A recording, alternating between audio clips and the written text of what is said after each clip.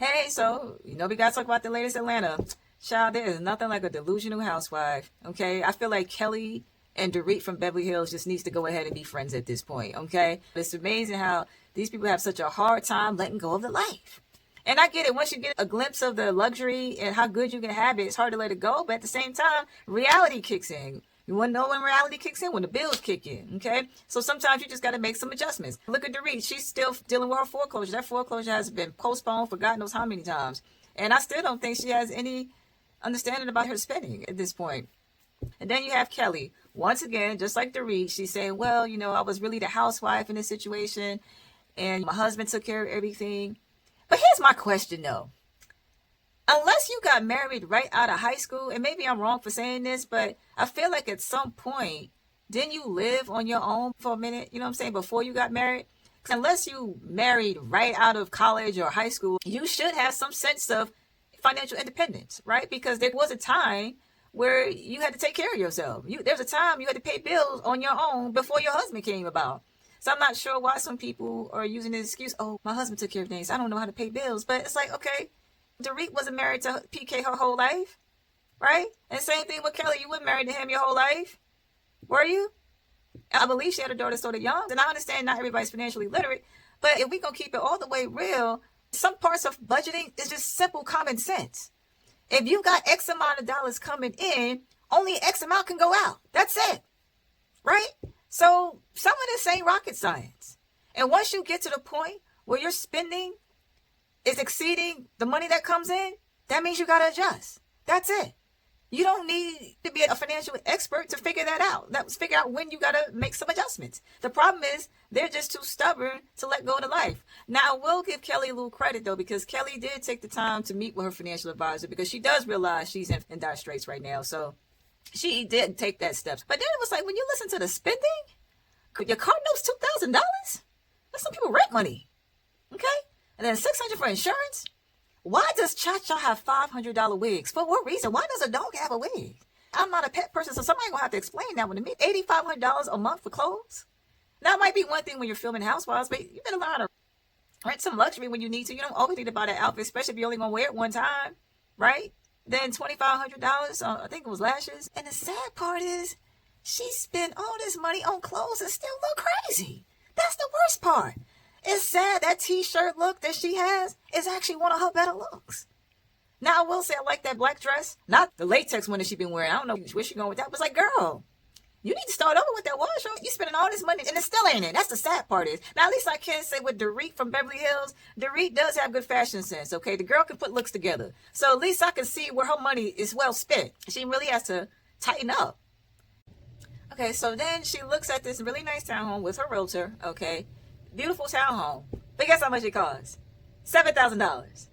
And guess what her budget is? $4,000. We're kind of excess.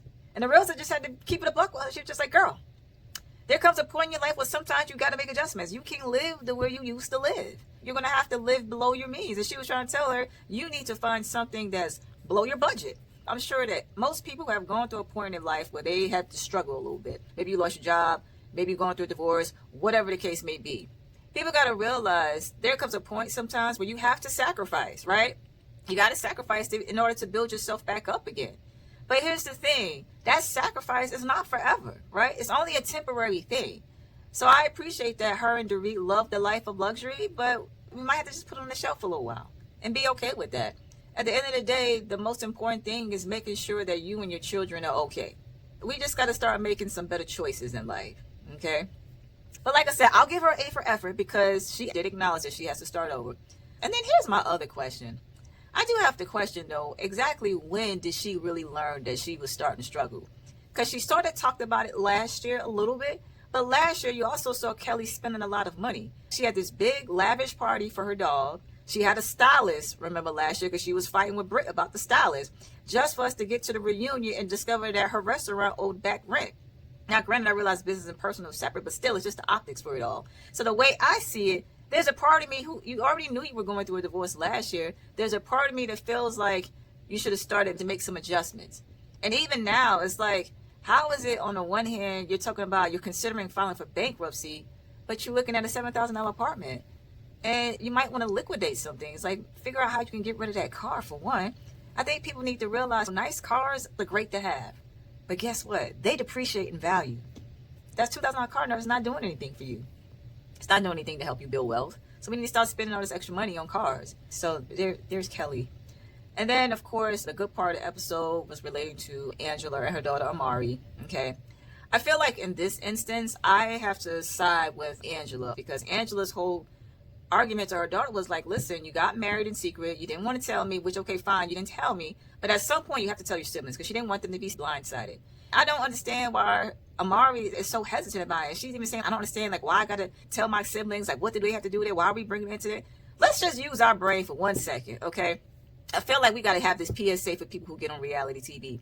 If you have something going on in your life that you don't want other people to know about, guess what you shouldn't do? You shouldn't discuss it on national television, right? Because it makes no sense that you're on national television telling the entire world that you married the person that you're proclaiming to be your best friend. So anybody who knows who your best friend is can actually put it together, right? So I think she has to realize that her siblings are probably old enough to go online and find out about it, because you put it out there in the whole hemisphere, okay? Everybody in the universe knows about it.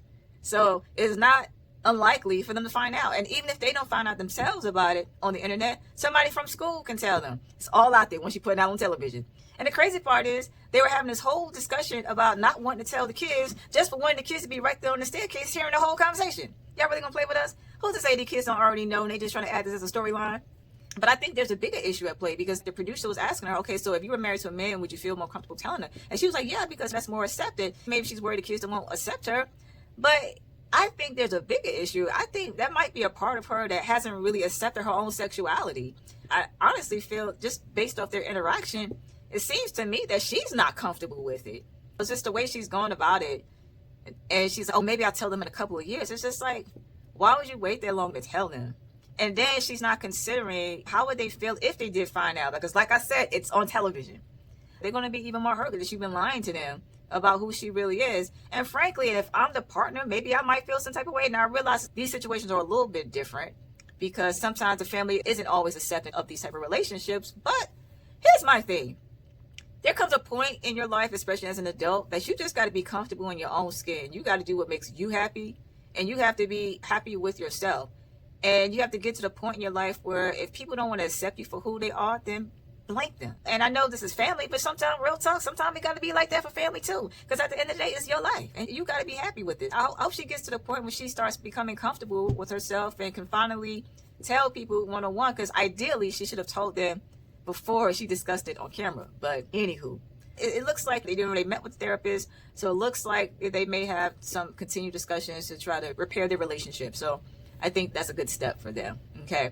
Then we saw a scene with Drew and Portia. Portia invited Drew to collaborate with her and to do a Drew wig line. So she's back home to go naked hair, because as we know, last year she was an brand ambassador and they got into it last year. So hopefully it works out this time. And maybe this time around they can, like Drew said, make sure things are in order, make sure everything's in writing, so things can go smoothly. And you know what? I wish them the best. Now we have to talk about the basketball game, because Cynthia and Angela decided to have a basketball game in honor of Angela's mom this past. Because apparently she was really into basketball. So everybody was having a good time for the most part, whatever, okay.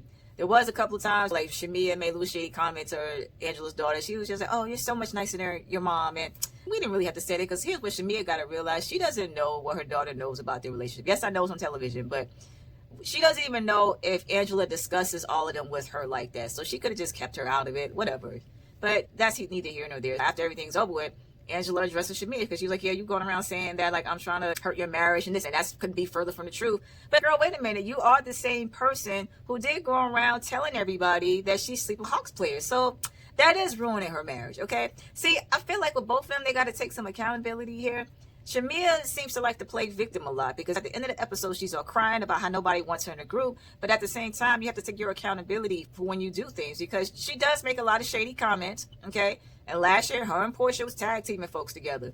So she does have to take accountability for the stuff that she says. And like all season, she's been calling Angela Bigfoot and Sasquatch and all of that. So it's like, how you want Angela to be friends with you and you always running your mouth about her? But at the same time, though, I found it really interesting that Angela and Drew seem to be still holding on to this beef with Shamea, but meanwhile, both of them have moved past their beef with Portia, and frankly, the beefs are kind of one and the same, right? Because as a reminder, Angela was mad with Shamea for laughing at something that Portia said, okay? And what Portia said was actually worse, because she said, I'll F your husband. But you moved past that, and y'all besties.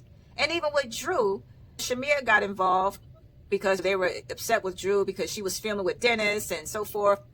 So her and Portia did their dirt together, but look at Drew and Portia now. Drew and Portia are actually back working together, but you're still mad at Shamea. So to me, that part just doesn't make a lot of sense to me. Okay, I feel like if you can move past with Portia, you can absolutely move past with Shamea. But if you're going to move past, you got to do it for real, though. Like, even in the trailer, you see where Shamea's in the room talking about Angela, loud enough where Angela actually hears her and is confronting her through the door. You know what I mean? So, girl, you can't cry and talk about starting stuff and all of that when you're talking about her. It's like you got something to say to her face at this point.